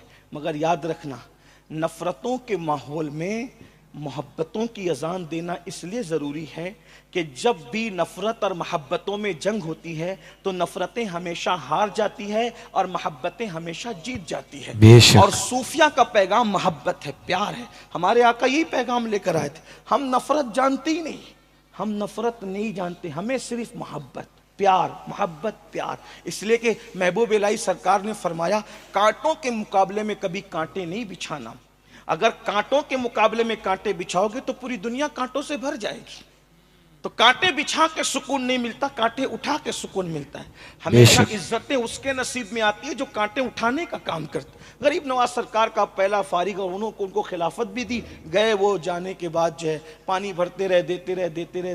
ایک دن لوگ کسی شادی میں جمع تھے، کہنے لگے ایک نوجوان آیا، اس کی داڑھی کالی سے اب سفید ہو گئی، ہم نے کبھی اس سے پوچھا بھی نہیں کہاں سے آیا، کون ہو، کیا ہو، وہ پانی بھر بھر کے ہماری گھر کی عورتوں کو، بیٹیوں کو، بچیوں کو دیتا رہتا ہے، کبھی پوچھا اس سے؟ کہا چلو یار پوچھتے تو ہے وہ کون ہے، کیا ہے۔ برسوں بعد یاد رکھنا مہندی ہمیشہ فوراً رنگ نہیں لاتی، مہندی کا رنگ کچھ دیر کے بعد اثر کرتا ہے۔ بے شک حق ہے۔ ہاں یاد رکھیے گا مہندی کا رنگ دیر سے چڑھتا ہے اور دیر تک رہتا ہے۔ اللہ اکبر۔ تو اس لیے اگر انسان چاہے نا کہ اپنے کام کا اثر دیکھے تو وہ مہندی کی طرح انتظار کرتا رہے، کیونکہ واہ فوری واہ طور پر مہندی کا اثر نہیں آتا۔ اللہ اکبر۔ تو پوچھنے لگے بھائی کہاں سے آئے ہو؟ اجمیر شریف سے آیا ہوں۔ کون ہو؟ غریب نواز کا شاگرد ہوں۔ یہ غریب نواز کون ہے؟ تعارف کرایا۔ یہ پانی بھر بھر کے ہماری عورتوں کو کیوں دیتے ہو؟ آنکھ اٹھا کر آج تک کسی عورت کو تم نے دیکھا بھی نہیں اور تم ان کو پانی بھر بھر کے دیتے ہو۔ کیا تقدس تھا جوانی میں! یہاں تو آج کل جسے دیکھو وہ گندی فلموں کے اندر الجھا ہوا ہے، جرائم کے اندر الجھا ہوا ہے۔ مسلمانوں اپنی حیثیت کو پہچانو، غور کرو۔ میرے عزیز، یہ چڑیے اور کوے بھی کسی کے ننگے سطر کو نہیں دیکھتے۔ کتنے بے غیرت ہو گئے، چڑیے اور کووں سے بھی گر گئے۔ سوچو تو صحیح، بیت الخلا کی چپکلی کا حال بھی یہ ہوتا ہے کہ وہ الٹی لٹک کر سیدھا دیکھتی ہے لیکن تمہارے سطر کو نظر انداز کرتی ہے۔ یہ کام مسلمان کا تھا کہ مسلمان زنا ہوتے دیکھے، مسلمان اللہ جرائم اکبر۔ مسلمان زنا کے مناظر دیکھے؟ کہاں ہو؟ اور پھر کس منہ سے دعویٰ کرتے ہو ہم حضور کا دیدار کریں گے؟ جن آنکھوں نے زنا کے مناظر دیکھے ہو۔ مولائے کائنات کا ایک قول میں نے ایک بہت بڑے صوفی سے سنا تو میرے دماغ کے دریچے جو ہے وہ زلزلے آ گئے اس کے اندر۔ مولا علی مشکل کشا سرکار سید السادات خاتم الولایت فاتح خیبر مولا مشکل کشا فرماتے ہیں میں نے کبھی قصدن خود کا سطر نہیں دیکھا۔ اپنے امام سے جا کے پوچھنا سطر کس کو کہتے ہیں، اس کی وضاحت نہیں کرتا۔ مولا مشکل کشا فرماتے قصدن یعنی جان بوجھ کر میں نے اپنے سطر کو نہیں دیکھا۔ لوگوں نے پوچھا یہ تو ضرورت بھی اور مجبوری بھی، کیوں نہیں دیکھا؟ فرماتے ہیں مجھے حیا آتی تھی کہ جن آنکھوں سے محبوب خدا کو دیکھتا ہوں ان آنکھوں سے اپنے سطر کو واہ واہ، سبحان اللہ۔ جن آنکھوں سے محبوب خدا کو دیکھتا ہوں ان آنکھوں سے اپنا سطر کیسے دیکھوں؟ اندازہ تو کریں، خود کا سطر دیکھنا ضرورت بھی ہے اور مجبوری بھی ہے۔ کہتے ہیں جن آنکھوں سے حبیب خدا کو دیکھتا ہوں ان آنکھوں سے خود کا سطر کیسے دیکھوں؟ آپ سے پوچھتا ہوں جن آنکھوں سے زنا کی فلمیں دیکھتے ہو ان آنکھوں سے قبر میں رسول اللہ کا دیدار کیسے کرو گے؟ جن آنکھوں سے جرائم کی فلمیں دیکھتے ہو ان آنکھوں سے رسول اللہ کی زیارت کیسے کرو گے؟ میری قوم کے جوان مجھ سے پوچھتے ہیں کہ سید کوئی راستہ بتا کہ ہمیں رسول اللہ کی خواب میں زیارت نصیب ہو۔ میں لوگوں کو یہی کہتا ہوں کوئی وظیفہ حضور کی زیارت کا اتنا مستند اور معتبر نہیں ہے، ایک وظیفے پہ عمل کر لو، سب سے آنکھیں بند کر لو، دیدار یار نہ ہوا تو پھر کہنا۔ سبحان اللہ۔ حرام کاموں کو سے اپنی آنکھوں کو بچا لو۔ حضور ارے میرے امام تو کہتے ہیں مٹ جائے یہ خودی تو وہ جلوہ کہاں نہیں۔ دریا دیکھو گے تو بھی جلوہ یار نظر آئے گا، سمندر دیکھو گے تو بھی جلوہ یار نظر آئے گا، گلاب کی پتیاں دیکھو گے جو بھی تو بھی جلوہ یار نظر آئے گا۔ کہاں ہے جس میں جلوہ یار نہ ہو؟ میرے امام کہتے ہیں وہی جلوہ شہر بشہر ہے، وہی اصل عالم دہر ہے، وہی نہر ہے، وہی بحر ہے، وہی پاٹ ہے، وہی دھار ہے۔ سبحان ہر اللہ، جگہ تو انہیں کا جلوہ۔ کوئی آنکھوں کو پاک تو کرے، صاف تو کرے، لیکن یہ سازش ہے۔ لوگ کہتے ہیں مسلمان کو مسلمان مت بننے دو۔ یہ گندی فلمیں دیکھنا تمہارا کام نہیں تھا، تم چیل کوے نہیں ہو، تم عقاب ہو، عقاب۔ اپنی حیثیت پہچانو۔ کیا ہو رہا ہے؟ اللہ اکبر۔ اس جوان کو کہا گیا ہے جوان تیری داڑھی کالی سے سفید ہونے کی طرف آ گئی، تو نے کسی عورت کو کبھی نظر اٹھا کے دیکھا نہیں اور تو پانی بھر بھر کے دیتا رہا، یہ کیوں کیا؟ ہم نے کبھی تجھ سے پوچھا بھی نہیں، مدد بھی نہیں۔ کہا یہ میرا مذہب ہے۔ کہا تجھے نہیں معلوم ہم مسلمان نہیں ہیں؟ کہا مسلمان نہیں ہو انسان تو ہو نا، انسان کی خدمت کرنا ہی ہمارا مذہب ہے۔ تو جب اتنا سنا تو کہا یہ مذہب اسلام کیا ہوتا ہے؟ جب بتایا تو بستی کے لوگوں نے کہا جب اسلام اتنا اچھا ہے تو ہمیں بھی کلمہ پڑھا کر اسلام میں داخل کر لو۔ سبحان اللہ، سبحان اب آپ اللہ۔ سے پوچھتا ہوں آپ اور ہم کیا اسلام پھیلائیں گے؟ اجنبی عورتوں کی مدد کرنا اور ان کا بوجھ اٹھانا تو دور کی بات، جو نوجوان اپنی ماں کا بوجھ نہیں اٹھائے، جو نوجوان اپنے ماں باپ کی خدمت نہ کرے وہ کس کی خدمت کریں گے؟ دیکھیے کیا ہو رہا ہے۔ جل سے انقلاب نہیں لائیں گے کب تک جب تک میدان عمل میں نہ ہو۔ کیا ہو رہا ہے؟ ہم کیا کسی کا بوجھ اٹھائیں گے؟ جو ماں باپ کو بوجھ سمجھتے وہ دوسروں کا بوجھ کیا اٹھائیں گے؟ اگر محفل کے اندر قوالوں پر اور قوالن پر پیسے لٹانا ہو کیمرے میں آنے کے لیے تو پھر ہزاروں لٹا دیں گے، اور ماں دوا کو مانگ رہی ہو کہے گی بڑھیا بڈھی کب تک تمہاری دوا کا میں بوجھ اٹھاتا رہوں؟ دوسرے بچے نہیں ہیں تمہارے، ان سے نہیں مانگتی؟ یہ حال ہے۔ آپ کیا سمجھتے ہو مسجد بنانے سے زیادہ ثواب، مدرسہ بنانے سے زیادہ ثواب، حج کرنے سے زیادہ ثواب اگر کسی پہ خرچ کرنے میں ملتا ہے تو ماں باپ پہ خرچ کرنے میں ملتا ہے۔ ہماری دولت کا سب سے زیادہ کوئی حقدار ہے ہمارے ماں باپ ہے، اور آج دوستوں پہ خرچ کرنے کے لیے دل بڑا، سسرال والوں پہ خرچ کرنے کے لیے دل بڑا، ادھر ادھر خرچ کرنے کے لیے دل بڑا، اور اگر سنیوں کا مجمع برا نہیں مانے تو، اور میری بات کا مفہوم مخالف مراد نہ لے تو کہوں پیروں پہ بھی خرچ کرنے کے لیے دل بڑا۔ ماں باپ پہ بھی اتنا ہی خرچ کرتے ہو؟ پیر صاحب کی دعوت کی تو کار سے لے کر کے چوکھٹ تک کے کپڑا بچھایا، کبھی اتنی عزت ماں باپ کی بھی کی؟ میں یہ نہیں کہتا پیروں کی نہ کرو، بالکل کرو، آپ کے پیر اس قابل ہیں۔ سرکار غریب نواز نے یہ فرمایا کہ کئی لوگ ہاتھ چوم کر جنت میں گئے اور جائیں گے جنت میں، لیکن آپ سے پوچھتا ہوں پیروں کے بالکل ہاتھ چومو، پیروں کی خدمت کرو، کیا کبھی اپنے ماں باپ کے بھی ہاتھ چومتے ہو؟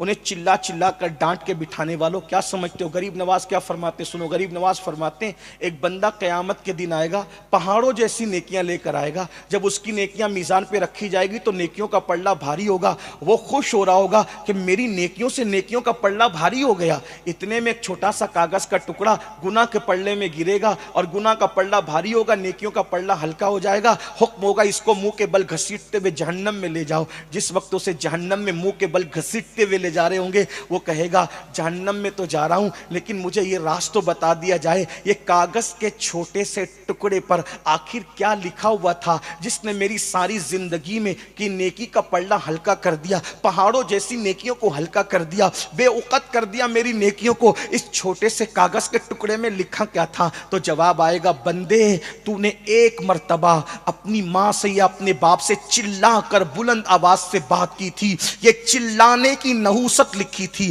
جس نے تیری پوری زندگی کی نیکی کو ہلکا کر دیا۔ آپ سے پوچھتا ہوں ایک بار ماں باپ سے چلا کر بات کرو تو اس وقت تو تمہاری ساری زندگی کی نیکی ہلکی ہو جائے۔ اللہ اکبر، بیوی کے بہکاوے میں آ کر، کسی اور کے بہکاوے میں آ کر، ماں باپ کو گھر سے نکالنے والوں، سسرال میں جا کر کے بسنے والوں، جب ماں باپ تمہارے جوان تھے اور تم بچے تھے تو ہر کہتا تھا میری امی، میرے ابا، میری امی، میرے ابا، اور جب تم جوان ہو گئے ہو تو ایک دوسرے سے کہتے ہو تو دوا نہیں لاتا کیا تیرا باپ نہیں ہے، تو کھانا نہیں کھلاتا کیا تیرا باپ نہیں ہے۔ بچپن میں میرے ماں باپ کہتے تھے اور جوانی میں تیرے ماں باپ کہتے ہو۔ سن لو اللہ کے رسول نے ارشاد فرمایا البر لا یبلا والذنب لا ینسا والدیان لا یموت اعمل ما شئت کما تدین تدان۔ نیکی کبھی پرانی نہیں ہو سکتی، گناہ کبھی بھلایا نہیں جا سکتا، اور صلہ دینے والے خدا کو کبھی موت نہیں آ سکتی۔ تو تو جو چاہے کر، جیسا کرے گا ویسا بھرے گا۔ آج اپنے ماں باپ پہ ظلم کرنے والوں، ان کی خدمت سے منہ موڑنے والوں، قبر میں، محشر میں، جہنم میں جو عذاب ہوگا ماں باپ کے گستاخوں پر وہ تو بہت بدترین ہے، ہوگا۔ لیکن دنیا میں دو لوگوں کو کبھی موت نہیں آتی جب تک ذلیل نہ ہو جائیں، ایک ماں باپ کا گستاخ، ایک بزرگوں کا گستاخ۔ ان دو گستاخوں کو ضرور پہلے دنیا میں ذلیل کیا جاتا ہے، اس کے بعد موت آتی ہے۔ اگر آج تم اپنے ماں باپ کو گھر سے نکال رہے ہو، گالی دے رہے ہو، ذلیل کر رہے ہو، رسوا کر رہے ہو، تم بھی اپنے بچوں کے ہاتھوں ذلیل ہونے کے لیے تیار ہو جاؤ۔ ایک بزرگ نے اپنی کتاب میں لکھا ایک شخص نے، بوڑھا تھا، اس کے بیٹے نے اس کو دو تماچے مارے، تو کسی نے کہا کہ گستاخ اپنے باپ کو دو گالوں پہ مار رہا ہے۔ اس نے رو کے کہا مارنے دو، کیونکہ میں نے اپنے باپ کو ایک مارا تھا، اس وقت مجھے کسی نے کہا تھا کہ تو اپنے باپ کے ساتھ جیسا کرے گا تیری اولاد اس سے بدتر ترین سلوک تیرے ساتھ کرے گی۔ اللہ اکبر۔ اور یہ بھی یاد رکھنا اپنے ماں باپ کے ساتھ اچھا سلوک کرو گے، تمہاری اولاد اس سے زیادہ اچھا سلوک انشاءاللہ تمہارے ساتھ کرے گی۔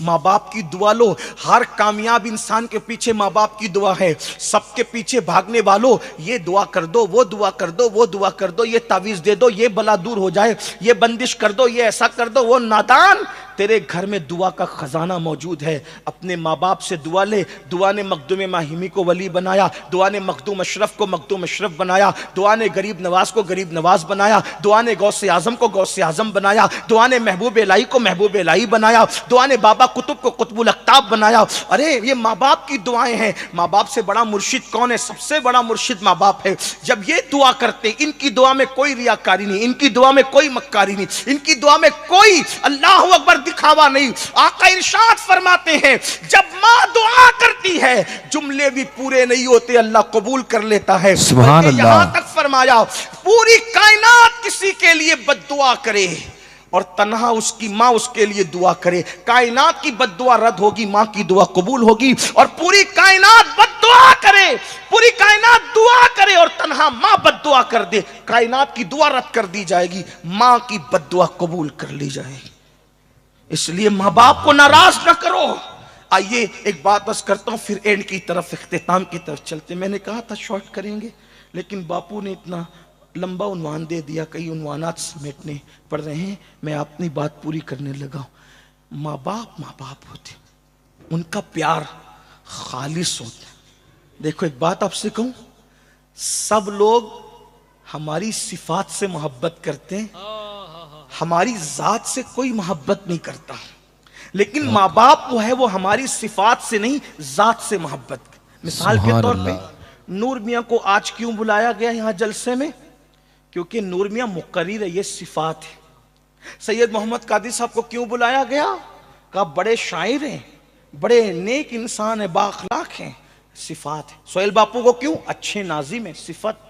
معین کو کیوں بلایا گیا؟ اچھا نعت خواں، اس لیے۔ اور بھی لوگوں کو ہے نا۔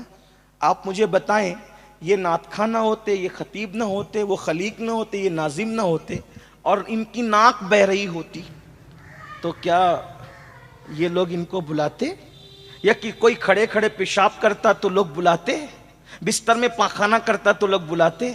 پتہ چلا لوگ صفات سے محبت کرتے ہیں، ماں باپ ذات سے محبت کرتے ہیں۔ سبحان جب تم اللہ۔ کچھ بن گئے تو لوگوں نے تمہیں چاہا، سسرال والوں نے اس لیے اپنایا کہ تیرا کاروبار اچھا تھا، تیری صورت اچھی تھی، تو نوجوان تھا، ہٹا کٹا، اس لیے اپنایا۔ بیوی اس لیے بیوی بنی کہ تو اس کا حق ادا کرنے کے قابل تھا، صفت کی بنیاد پہ بیوی تیری بیوی بنی، سسرال والے صفات کی بنیاد پہ تجھے داماد بنائے۔ لیکن جس دن تیری ناک بہتی تھی اور جس دن تو بستر میں پیشاب کرتا تھا، پاخانہ کرتا تھا، نہ تو ادیب تھا، نہ خطیب تھا، نہ مفکر تھا، نہ دائی تھا، نہ ناظم تھا، نہ نعت خواں تھا، تو صرف انسان تھا۔ اس وقت تو ماں اپنے دوپٹے سے ناک پوچھ کے کہتی تھی میرا لال۔ جب سبحان اللہ۔ پیشاب کرتا تھا ماں سینے سے لگا کے کہتی تھی میرا چاند۔ آپ سے پوچھنا چاہتا ہوں ان ماں باپ کو ہم نے صلہ کیا دیا جس کے وجود پر پیشاب کر کر کے تم جوانی کی دہلیز پر پہنچے ہو، جن کے بستروں کو تم نے ناپاک کر کے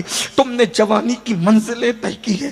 آج ان ماں باپ کو آنکھیں دکھاتے ہو، آج ان ماں باپ کو دھوکہ دیتے ہو۔ سن لو، کتے کا دل دکھانے والا بھی ذلیل ہوتا ہے۔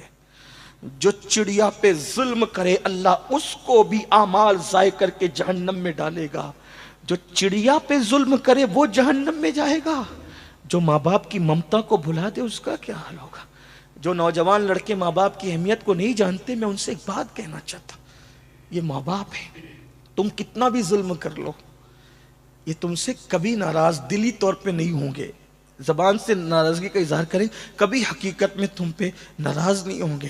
میں نے ایک آرٹیکل پڑھا تھا جب میں اسکول پڑھتا تھا، غالباً جونیئر کالج میں نیا داخلہ ہوا تھا، اس وقت ایک آرٹیکل پڑھا تھا، اس نے مجھے بہت رلایا تھا۔ وہ یہ تھا کہ ایک مرتبہ ایک ماں نے برتن جھاڑو کر کے اپنے بیٹے کو پڑھایا لکھایا۔ بہت ساری مائیں ہیں جو بہت دکھ اٹھا کر اپنے بچوں کو بہت کچھ بناتی ہے۔ ایک مفکر نے کہا تھا ایک ماں اپنا پورا شباب لٹا دیتی ہے، ایک باپ اپنا پورا شباب قربان کر دیتا ہے جب بچہ کہیں جا کر کچھ بنتا ہے، ماں باپ نچوڑ دیتے ہیں اپنا شباب۔ یہاں وہ وقت نہیں کہ میں ماں باپ کے عنوان پہ گفتگو کروں، لیکن محض چشم تصور سے ایک مفکر نے آسمان کی طرف دیکھا تو اس نے کیا دیکھا کہ ملائکہ اللہ سے مکالمہ کرتے ہوئے کہتے ہیں، اللہ ممتا کسے کہتے ہیں؟ توجہ، محض چشم تصور سے ایک مفکر نے دیکھا، پوچھا، فرشتے خدا سے پوچھ رہے ممتا کسے کہتے ہیں؟ تو اس وقت خدا نے شبنمی قطروں کی شبنمی نزاکت کو، تتلیوں کے باغپن کو، نسیم سحر کو، صبح کے اجالے کو، شام کی زلفوں کو، پھولوں کی نکہت کو، چمنستان کے گلوں کی جو ہے وہ نزاکتوں کو، سبحان لالا اللہ، کی لالی کو، اور شفق کے جمال کو، افق کی سرخیوں کو، بلکھاتی ہوئی ندیوں کے حسن کو، سبحان موجیں مارتے اللہ، ہوئے سمندر کی موجوں کے تکبر کو، پہاڑ سبحان کی اللہ، استقامت کو، اور سبحان اللہ، سبزہ زاروں کی سبزہ زاری کو، سبحان سنبل کے اللہ، پودے کو، نرگس سبحان کے اللہ، پھول کو خدا سبحان نے اللہ، ایک ساتھ جمع کیا، اور جب وہ مجسم حسن ہو گیا تو پھر اس نے کسی وجود کے گود میں کسی وجود کو ڈالا، اور پھر اس وجود نے اس پورے حسن کو کسی پہ قربان کر دیا، تو کہا اس کو ممتا کہتے ہیں۔ کہا یہ مولا، یہ سبحان مکمل اللہ، حسن ایک ننھی سی جان پر جو قربان کر رہا ہے، یہ حسن کیا ہے اور وہ کیا ہے؟ تو ارشاد ہوتا ہے یہ مکمل حسن کو ماں کہتے ہیں، اور اس قربانی کو بچے پہ قربان کر دینے کو ممتا کہتے ہیں۔ یہ سبحان وہ اللہ، رشتہ ہے کہ ہر رشتہ کٹ سکتا ہے، ٹوٹ سکتا ہے، یہ رشتہ اتنا مضبوط ہے نہیں کٹ سکتا، بلکہ جرات کر کے کہہ رہا ہوں خدا سے بندے کا رشتہ نہیں ٹوٹ سکتا، اور اس کے بعد یہ خدا کا کرم ہے کہ ماں باپ سے اولاد کا رشتہ کبھی نہیں ٹوٹ سکتا۔ توجہ، دوست میں جھگڑا ہو گیا، اس نے کہا تو میرا دوست نہیں، ختم بات، صحیح؟ بھائی میں جھگڑا ہو گیا، تو میرا بھائی نہیں، نام لے کے پکارے گا، وہ ساجد ایسا کرتا، عبداللہ ایسا کرتا، عبد المصطفیٰ، توڑ دیا نا رشتہ۔ اسی طرح بیوی سے جھگڑا ہوا، رشتہ توڑ دیا۔ لیکن آپ سے پوچھتا ہوں، ماں باپ سے کتنا بھی لڑ لو، جب بات آئے گی تو کیا کہو گے؟ میری امی نے ایسا کیا اور میرے ابا نے ایسا کیا۔ جب بھی بولو گے تو ان کو کیا بولو گے؟ میری ماں باپ ہی بولو گے۔ ماں باپ کے سوا کچھ اور بول سکتے ان کو؟ سوچو تو صحیح، کتنی ممتا اس میں ہے۔ تو عرض یہ کر رہا تھا کہ ایک ماں نے برتن جھاڑو کر کے محنت مشقت کر کے بیٹے کو پڑھایا، بھول یہ ہو گئی، دنیا ہی دنیا پڑھا دیا مالداری کے چکر میں، دین نہیں پڑھایا۔ میں مائیں اور بہنیں موجود ہیں تو میں ان سے کہتا ہوں ڈاکٹر بناؤ، ٹیچر بناؤ، انجینئر بناؤ، لائر بناؤ، یہ بناؤ وہ بناؤ، سب بناؤ، لیکن پہلے مسلمان بنانا اپنے بچوں کو کیوں؟ ڈاکٹر بنانا فرض نہیں، انجینئر بنانا فرض نہیں، لائر بنانا فرض نہیں، جج بنانا فرض نہیں، لیکن بچوں کو مسلمان بنانا فرض ہے۔ اگر مسلمان نہیں بنایا تو جہنم میں جلنے کے لیے تیار ہو جاؤ۔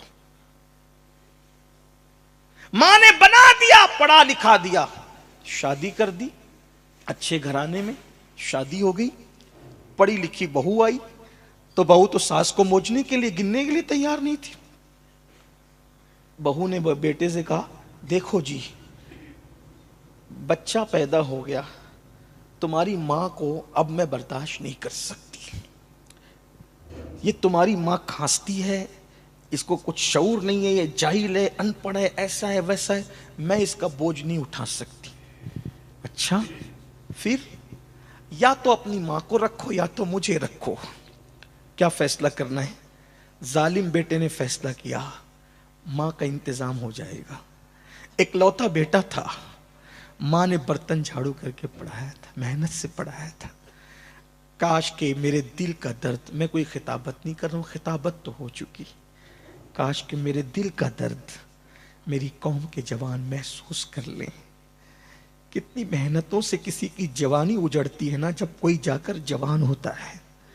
ماں اپنے جگر کا لہو ایک بچے کے حلق میں دودھ کی شکل میں منتقل کرتی ہے جب کوئی جا کر کے جوان ہوتا ہے۔ ایک باپ سردی، گرمی، برسات کچھ بھی دیکھے بغیر اپنا پورا شباب کسی پر نچھاور کر دیتا ہے جب کوئی جا کر کے جوان ہوتا ہے. مگر ظالم بیوی کے کہنے پہ ظالم شوہر نے کہا ماں کا انتظام کر دیں گے. اور اس نے ایک دن ماں سے کہا امی میں تمہیں آج کہیں گھمانے لے جانا چاہتا ہوں. ماں نے پہلی بار بیٹے سے سنا. ہمیشہ تو بیوی کو لے جاتا ہے, آج پہلی بار مجھے لے جا رہا ہے. ماں بڑی خوش ہوگی, اس کی تو عیدوں کی عید آ گئی. آج کار میں بیٹھی, کپ کپاتے ہوئے پیروں کو کار میں رکھا, وجود کانپنے لگا, اور اس کے بعد کار میں بیٹھی. بیٹا بات کرنے کو تیار نہ تھا. ایسے میں ایک اولڈ ہاؤس بڈھے گھر کے پاس لے گیا, وہاں ماں کو زینے پہ بٹھایا. اب بٹھا کے کہا ماں دیکھو میں چلتا ہوں, دیر نہیں کر سکتا کیونکہ کوئی دیکھ لے گا. ماں میری بیوی کہتی ہے کہ وہ تمہارے ساتھ نہیں رہ سکتی, اس لیے میری بیوی اپنا گھر بچانے کے لیے, یہ اولڈ ہاؤس ہے, بڈھا گھر ہے, یہاں عورتیں بڑے میاں بوڑھی عورتیں بوڑھے مرد یہاں رہتے ہیں, اب تم کو یہاں رہنا ہے. اچھا میں چلتا ہوں, ٹھیک ہے. یہ کہہ کے کار میں بیٹھا. ماں کی تو دنیا ہی اجڑ گئی. ماں کی تو دنیا, اس کا تو سب کچھ اس کا بیٹا تھا. ایک بات آپ سے کہوں, میرے قائد نے مجھے ایک جملہ کہا تھا, اولاد کو بڑھاپے کا سہارا بنانے کی بجائے اولاد کو آخرت کا سہارا بنانے کی کوشش کرو. سبحان اللہ. اگر آخرت کا سہارا بنانے کی کوشش کر کے اس کو تم نے دیندار بنا دیا تو وہ بڑھاپے کا سہارا خود بخود بن جائے گا. کیا ہوا؟ ماں تو دیکھتی رہ گئی, کار چلی گئی, غبار کار بھی نظر نہیں آیا. بیٹھی بیٹھی رو رو کر دوپٹے سے آنسو پوچھ رہی تھی. کیسے میں اولڈ ہاؤس کے ذمہ داروں کی نظر پڑی, کوئی نیا مہمان آیا ہے. آنے کے بعد آ کر کے لوگ بیٹھ گئے. ماں تمہارا نام کیا ہے؟ یہ نام ہے. اچھا تمہیں یہیں رہنا ہے؟ ہاں مجھے یہاں چھوڑ کے جایا گیا ہے, اب یہیں رہنا ہے. ماں تمہاری کوئی اولاد ہے؟ ہاں ایک لوتا بیٹا ہے. ماں اس کا نام بتاؤ نا, نام کیا ہے؟ نہیں بتاؤں. ماں نام بتاؤ, کیونکہ اگر کبھی کچھ ہو گیا کم سے کم اس کو کوئی اطلاع تو ہم کر سکیں. نام بتاؤ. بتاؤ وہ کہاں رہتا ہے, نام بتاؤ. نہیں بتایا. نام بتاؤ. نہیں بتایا. ماں جی نام بتاؤ. کسی نے لقمہ بیچ میں دیتے ہوئے کہا ماں جی کو ابھی ابھی گھر سے نکالا ہے نا, اس لیے ماں اتنی ناراض ہے کہ اپنے بیٹے کا نام بھی نہیں لینا چاہتی. فوراً انجام کی پرواہ کیے بغیر آنکھیں پھاڑ کر کے کہا خبردار, میرے بیٹے کے خلاف اگر ایک جملہ بھی کہا تو, میرے بیٹے کے خلاف ایک جملہ بھی کہا خبردار, کچھ مت کہنا, چپ رہو, اسے کچھ نہ کہو.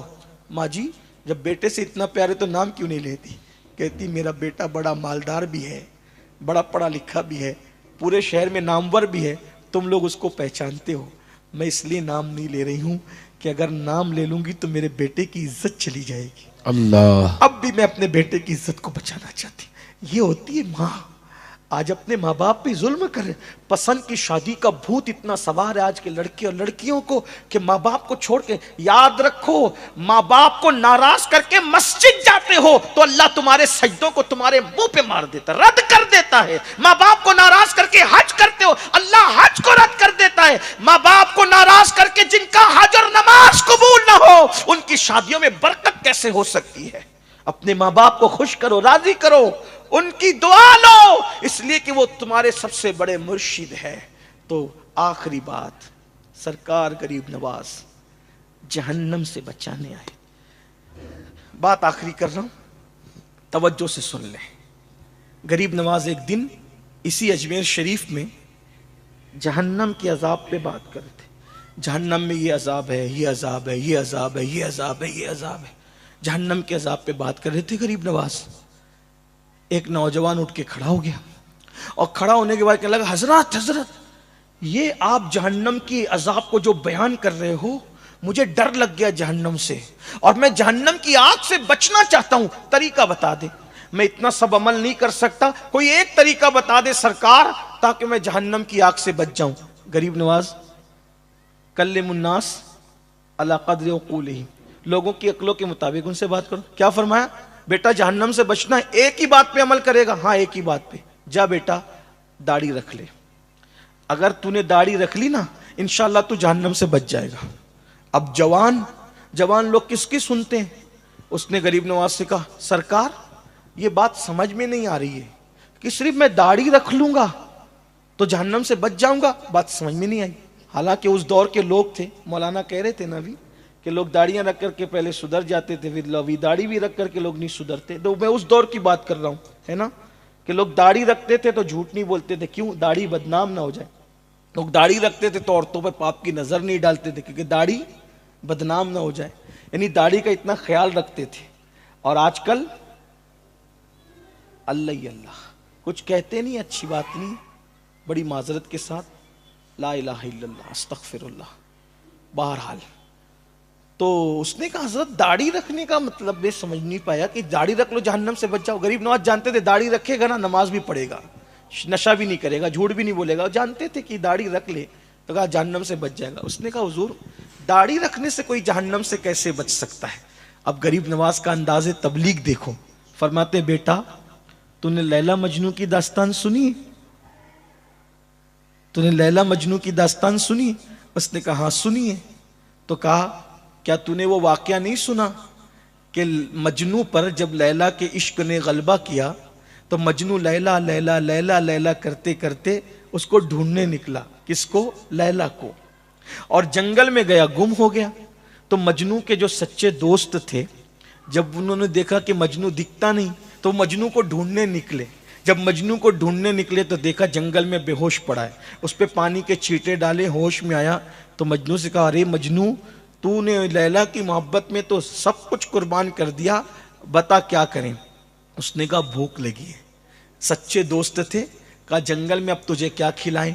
ہاں چلو جنگل میں شکار کرتے ہیں، دعا کر کچھ اچھا ہاتھ لگ جائے تو ہم تجھے کچھ کھلائیں گے. 800-900 سال پہلے کی بات نہیں کر رہا ہوں، اس سے بھی پہلے کی بات کر رہا ہوں. تو کیا ہوا؟ جنگل میں نکلے، ہرن کا بچہ ہاتھ لگ گیا. آپ نہیں کرنا بھی ہرن کا شکار، ہمارے ملک میں اجازت نہیں ہے اس کی. ملک میں جس کی اجازت نہیں ہے تو وہ کام نہیں کرنا، ٹھیک ہے. لیکن انہوں نے اس دور میں کیا، اس دور میں اجازت تھی. تو ہرن کا بچہ ہاتھ لگ گیا. ہرن کا بچہ ہاتھ لگا، بڑا خوبصورت ہوتا ہے ہرن کا بچہ اور بڑا مزہ بھی آتا ہے. لوگ کہتے ہیں ایسا، بلکہ اعلیٰ حضرت نے کیا فرمایا، کباب آہو میں بھی نہ پایا مزہ جو دل کے کباب میں ہے. وہ بڑا لذیذ ہوتا ہے، ایسا لوگ کہتے ہیں، جو کھاتے ہیں وہ کہتے ہیں کہ بڑا لذیذ. تو انہوں نے کیا کیا، ہرن کا بچہ پکڑا اور مجنو کا دل بہلانے کے لیے کہا او مجنو تو اپنے ہاتھ سے ذبح کر، پھر ہم اس کو بھون کے کباب بنائیں گے، مزے سے کھائیں گے. کہتے ہیں کہ مجنو کے ہاتھ میں چھری دی، مجنو نے چھری لی اور جیسے ہی ہرن کے بچے کی گردن پہ رکھا، میرے سرکار غریب نواز کتنے پیارے انداز سے ایک نوجوان کی اصلاح کر رہے ہیں، اس کو سمجھا رہے ہیں. کہا جیسے ہی مجنو نے ہرن کے بچے کی گردن پہ چھری رکھا، ایک سرد آہ کھینچی اور چھری کو زمین پہ پھینک دیا اور کہا یارو میری محبت کا، میرے پیار کا واسطہ، اس بچے کو آزاد کر دو. وہ سچے دوست تھے اس دور کے. اب تو بیٹے سچے نہیں رہے، اولاد سچی نہیں رہی، ماں باپ کی اولاد کام نہیں آتی تو دوست تو سچے کہاں سے لائے، ہے نا. تو پھر کیا ہوا کہ اللہ اکبر، یہی ہوا کہ اس نے چھری پھینکی اور کہا میری سچی دوستی کا واسطہ اس بچے کو آزاد کر دو. جیسے ہی آزاد کیا وہ چھوکڑی بھرتے بھاگ گیا. دوستوں نے حسرت سے کہا او مجنو پگلے، اتنی محنت سے ہرن کا بچہ ملا تھا اور تو نے دوستی کا واسطہ دے کر آزاد کرا دیا. کیوں آزاد کرایا؟ کیوں ایسا کیا؟ مجنو نے بڑی سادگی سے کہا تم سے زیادہ بھوک تو مجھے لگی ہے، میں اس کو ذبح کرنا چاہتا تھا، لیکن جیسے میں نے اس کی گردن پہ چھری رکھا، اس کے چہرے پر میری نظر پڑی تو میں نے اس کی آنکھوں کو دیکھا. جب آنکھوں کو دیکھا تو اس ہرن کے بچے کی آنکھ ہو بہو میری لیلا کی آنکھوں کی طرح تھی. ارے نادان دوستو، جس کی آنکھ میرے محبوب کی آنکھ کی طرح ہو، میں اس جانور پر چھری کیسے چلا سکتا ہوں؟ میری محبت کی غیرت کو گوارا نہ ہوا، عشق کی غیرت نے گوارا نہ کیا کہ جس کی آنکھیں میرے محبوب کی آنکھوں کی طرح ہو اس پہ میں چھری چلا دوں. جب یہ واقعہ غریب نواز نے پورا کیا تو اس جوان سے کہتے ہیں نادان، لیلا مجنو کی دو محبت کی حقیقت کیا ہے؟ ایک فرضی کہانی کے سوا میرے اللہ نے میرے نبی سے جتنی محبت کی ہے کوئی اتنی محبت کسی سے نہیں کر سکتا. انہی کی محبت میں تو کائنات بنایا، جنت بنایا، سب کچھ بنایا، ملائکہ بنایا، انسان بنایا، انہی کی محبت میں سب کچھ بنایا.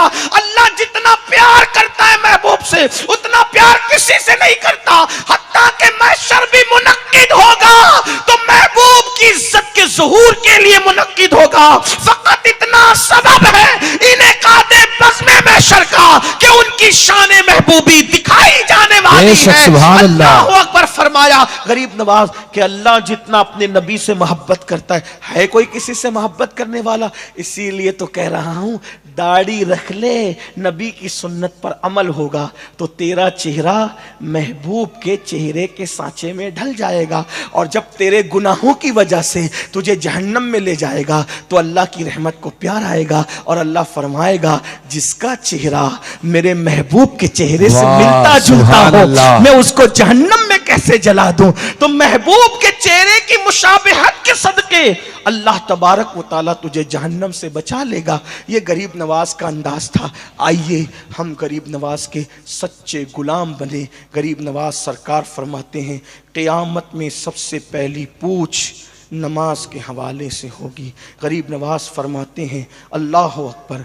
गरीब नवाज इरशाद फरमाते हैं जो माँ बाप का दिल दुखाए मरते वक्त तो उसकी ज़बान पे कलेमा नहीं आएगा। गरीब नवाज फरमाते हैं अल्लाह तक पहुँचने का रास्ता बंदों के दिल से होके गुजरता है। जब तक तुम बंदों का दिल खुश नहीं करोगे उस वक्त तक के अल्लाह तक नहीं पहुँच सकोगे। गरीब नवाज फरमाते हैं अल्लाह के नज़दीक सबसे बड़ा गुनाह अगर कोई है तो वो अपने मुसलमान भाई को जलील करना, रुस्वा करना है। मुसलमान को जलील करना जितना बड़ा गुनाह है उतना बड़ा गुनाह शिर्क के अलावा कोई और हो नहीं सकता, ये है। इसलिए मुसलमानों आओ गरीब नवाज के सच्चे बनो, सच्चे पैरोकार बनो। ये गरीब नवाज है जिन्होंने हिंदुस्तान के कुफरिस्तान में इस्लाम का परचम लहराया और ये हम पर एहसान है कि गरीब नवाज ने 90 लाख को ईमान की दौलत अता की। और एक बात सुन ले, दुनिया में कोई माहौल हो, हिंदुस्तान वालों सिर्फ सच्चे मुसलमान बन जाओ, तुम्हें घबराने की ज़रूरत नहीं है। एक मोइनुद्दीन ने इतना बड़ा इनकलाब किया। गरीब नवाज अब भी हमारे दरमियान मौजूद हैं। इंशाअल्लाह जब तक ख्वाजा ज़मीन पर मौजूद रहेंगे, हमारे दरमियान मौजूद रहेंगे, हिंदुस्तान की सरजमीन से हमें कोई ख़त्म नहीं कर सकता, कोई मिटा नहीं सकता। नादान उनके बिठाए हुए ऊँटों को कोई हटा नहीं सकता तो उनके बसाए हुओं को कोई कैसे हटा सकता है? लेकिन कोई उनका होकर तो देखे, कोई उनका सच्चा बनकर तो देखे। ज़बानी जमा खर्च नारे बहुत हो गए, अमल के मैदान में कदम रखो, दीनदार बनो, मेहनत करके मालदार बनो, सच्चे अच्छी तरह से मालदार बनो, क्योंकि गुर्बत इंसान को कभी कभी कुफ्र तक ले जाती है। इसलिए गरीबी से निकलने की कोशिश करो, मालदार बनो, मगर मालदार सूद के पैसों से और जुए के पैसों से मत बनना, क्योंकि जिसने सूद का पैसा एक लुकमा खाया गोया उसने अपनी माँ के साथ 36 बार जिना किया। और सूद खाने वाले, सूद का धंधा करने वालों के साथ अल्लाह जंग का ऐलान करता है। सूअर खाना भी हराम, सूद खाना भी हराम, मगर सूअर से बढ़कर सूद खाना इसलिए ज्यादा हराम है कि सूअर खाने पर अल्लाह ने सिर्फ हराम का हुक्म दिया, जंग का ऐलान नहीं किया, मगर सूद खाने वालों से अल्लाह ने जंग का ऐलान फरमाया है। इसलिए तौबा करो, मालदार बनो, हलाल से चना बेचना पड़े चना बेचो, सब्जी बेचना पड़े सब्जी बेचो, हलाल जरिए से मालदार बनो और दौलत हासिल करो। और साथ ही साथ अपने बच्चों को दुनिया की तालीम भी दो, दीन की तालीम भी दो। गुर्बत का खौफ मत करो। जितना पैसा मुसलमानों के पास है उतना पैसा किसी के पास नहीं है। आप कहते हैं मौलाना तालीम महंगी, तालीम महंगी। मैं कहता हूँ तालीम महंगी बोल के बच्चों को स्कूल से निकाल लेते हो, कभी मोबाइल महंगा बोल करके मोबाइल के शोरूम से वापस क्यों नहीं आते? जूता महंगा बोल के जूते के शोरूम से वापस क्यों नहीं आते? कपड़े महंगे बोल के कपड़ों के शोरूम से वापस क्यों नहीं आते? कपड़ा भी महंगा, जूता भी महंगा, मोबाइल भी महंगा, रिचार्ज भी महंगा, वाईफाई भी महंगा। तो जब ये सारी महंगी चीज़ों को इस्तेमाल कर रहे हो तो फिर महंगी तालीम का बहाना करके अपने बच्चों को क्यों स्कूल से निकाल रहे हो? जुल्म कर रहे हो, जुल्म जालिम हो। अगर अपने नन्हे नन्हे बच्चों को तालीम नहीं दे रहे हो तो एक बच्चे को पढ़ा दो, 3 नस्लें संवर जाएगी। इसलिए तालीम पे मेहनत करो, एजुकेशन पे मेहनत करो। एक बात आपसे कहना चाहता हूं, तालीम याफ्ता लोगों की जरूरत बनता है और जाहिल लोगों पे बोझ बनता है। जो चीज बोझ होती है वो उतार दी जाती है, जो चीज जरूरत होती है उसको सीने से लगाया जाता है। आप जानते हैं अब्दुल कलाम जो हमारे मुल्क के साबिक सदर जमहूरिया रहे हैं, आपसे पूछना चाहता हूं, बड़े बड़े मुतासिबिन मरने के बाद हार डालने पे मजबूर हुए थे कि नहीं हुए थे? क्यों? इसलिए कि वो मुल्क पे बोझ नहीं थे, मुल्क की ज़रूरत थे। हिंदुस्तान को एटमी ताकत उन्होंने अता की, तो फिर क्या हुआ? देखो लोग आए ना उनके कदमों में, مرنے کے بعد بھی ہاتھ ڈالنے کے لیے، تو یہ ہوتی ہے ضرورت۔ اب ان کا عقیدہ اور دیگر باتوں پہ میں کوئی بحث نہیں کرنا چاہتا، لیکن بتانا چاہتا ہوں کہ اس کلمہ پڑھنے والے نے ملک کو ایٹمی طاقت دی، تو لوگ اس پہ ہاتھ ڈالنے پہ، جیتے جی بھی ہاتھ ڈالنے پہ مجبور ہوئے اور مرنے کے بعد بھی ہاتھ ڈالنے پہ مجبور ہوئے۔ تو اپنے بچوں کو ملک کی ضرورت بناؤ، قوم کی ضرورت بناؤ۔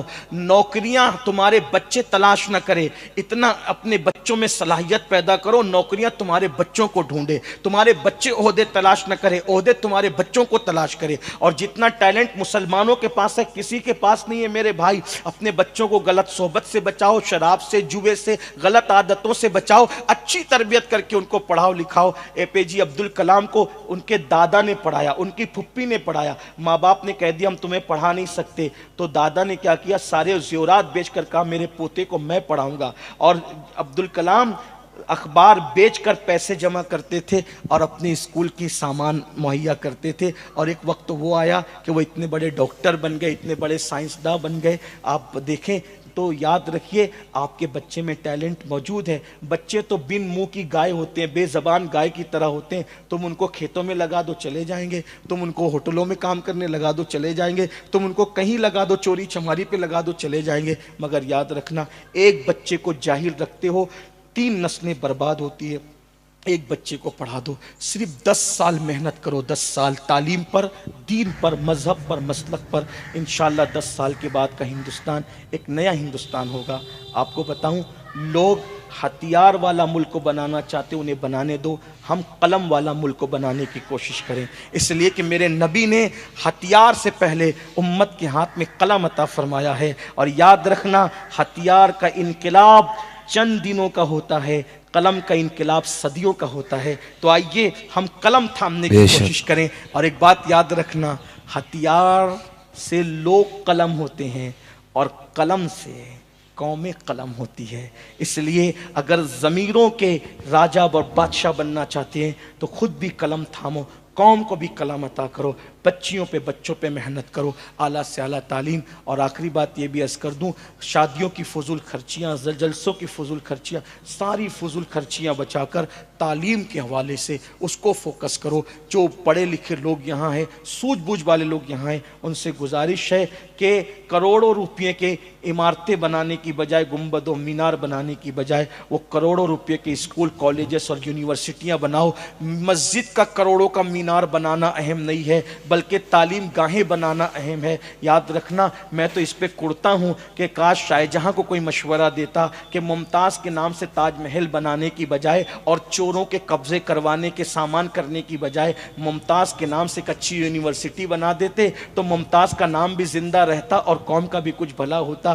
بغیر کوئی کام کیے، تعلیمی کام کیے ایک محل بنایا، آج دیکھو اس کا کیا حال ہو رہا ہے۔ اس لیے میری گزارش ہے کہ جو غلطیاں بڑوں نے کی ہے اس غلطیوں کو آپ نہ کریں، بلکہ آپ اپنا ایک ایم مقرر کریں، مقصد مقرر کریں۔ نہیں تیرا نشیمن قصر سلطانی کے گنبد پر، تو شاہی ہے بسیرا کر پہاڑوں کی چٹانوں میں۔ عقابی روح جب بیدار ہوتی ہے جوانوں میں، نظر آتی ہے ان کو اپنی منزل آسمانوں میں۔ خدا تجھے کسی طوفان سے آشنا کر دے، خدا تجھے کسی طوفان سے آشنا کر دے کہ تیری بحر کی موجوں میں اضطراب نہیں، کہ تیری بحر کی موجوں میں اضطراب نہیں۔ آئیے مقصد کی طرف چلیں، اپنی زندگی کو بامقصد بنائیں۔ بے مقصد زندگی تو جانور بھی نہیں جیتے، بامقصد زندگی جینے کی کوشش کرو، ورنہ تاریخ آپ کو اور ہمیں کبھی معاف نہیں کرے گی۔ اللہ اکبر، ہم تاریخ ساز بنے، تاریخ میں اپنا نام درج کرانے کی بجائے خود تاریخ کو جو ہے وہ اپنے تاریخ کو رقم کریں۔ جگر مراد آبادی نے کہا تھا، رند جو مجھ کو سمجھتے ہیں انہیں ہوش نہیں، رند جو مجھ کو سمجھتے ہیں انہیں ہوش نہیں، میں کدا ساز ہوں، میں کدا بردوش نہیں، وما علینا الا البلاغ۔ السلام علیکم ورحمۃ اللہ۔